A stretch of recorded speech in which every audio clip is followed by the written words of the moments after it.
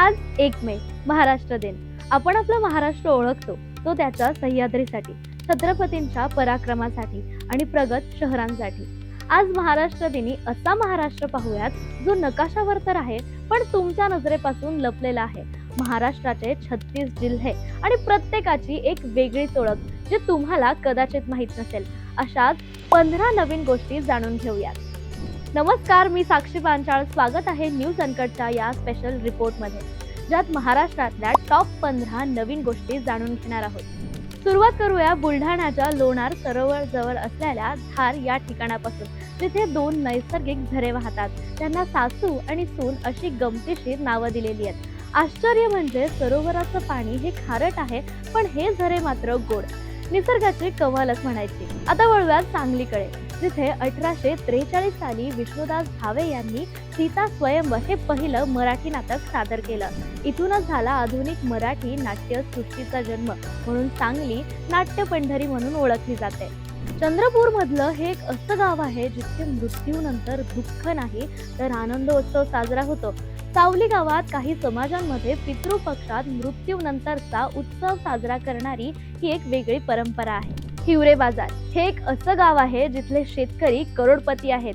एकेकाळी दुष्काळग्रस्त, पाण्याची तीव्र टंचाई, शेती बंद आणि लोक गाव सोडून जात होते. पण इथेच एक मोठा बदल झाला. गावकऱ्यांनी एकत्र येऊन पाण्याचं व्यवस्थापन सुरू केलं आणि आज इथली परिस्थिती बदललेली आहे. इथले अनेक शेतकरी करोडपती झालेत आणि गाव सस्टेनेबल डेव्हलपमेंटचं एक उत्तम मॉडेल बनलंय. जगभरातल्या शास्त्रज्ञांना चकित करणारं रत्नागिरीच्या अथांग कातळांवर कोरलेली ही कातळ शिल्प, जी तब्बल 10,000 वर्षांपूर्वीची आहेत बरं का. जेव्हा मानवाकडे कोणतीही आधुनिक हत्यारं नव्हती, तेव्हा ही अजस्त्र चित्र कोणी आणि का कोरली असावीत? या कातळाखाली दडलेल्या या कोड्याचं उत्तर आजही लपलेलं आहे. कळसुबाई शिखर आपल्या सर्वांना माहीतच आहे, पण महाराष्ट्रातील सर्वात उंच किल्ला हा नाशिकचा साल्हेर आहे, जिथे मराठ्यांनी चक्क मैदानी लढाईत मुघलांच्या बलाढ्य सैन्याचा धुव्वा उडवला होता. शौर्याचा हा असा सर्वोच्च गड, ज्याच्या पायथ्याशी झालेल्या विजयाने दिल्लीचं तख्तही हादरलं होतं. वारली पेंटिंग तर जगप्रसिद्ध आहे, पण या संस्कृतीचा खरा प्राण दडलाय तो म्हणजे ठाण्यातल्या डहाणूतील तारपा नृत्यात. तारपा या वाद्यावर केलं जाणारं लोकनृत्य आदिवासी संस्कृतीची जिवंत परंपरा आहे. कोकणातील आचरे गावातील गावपळण ही प्रथा, जिथे दर 3 वर्षांनी संपूर्ण गाव काही दिवसांसाठी रिकामं केलं जातं.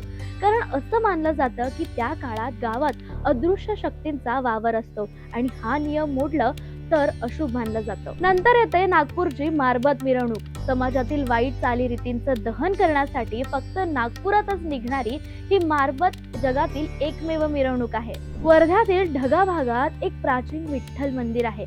या मंदिराचं वैशिष्ट्य म्हणजे की इथे विठ्ठलाची मूर्ती नाही तर फक्त पायाचे ठसे आहेत.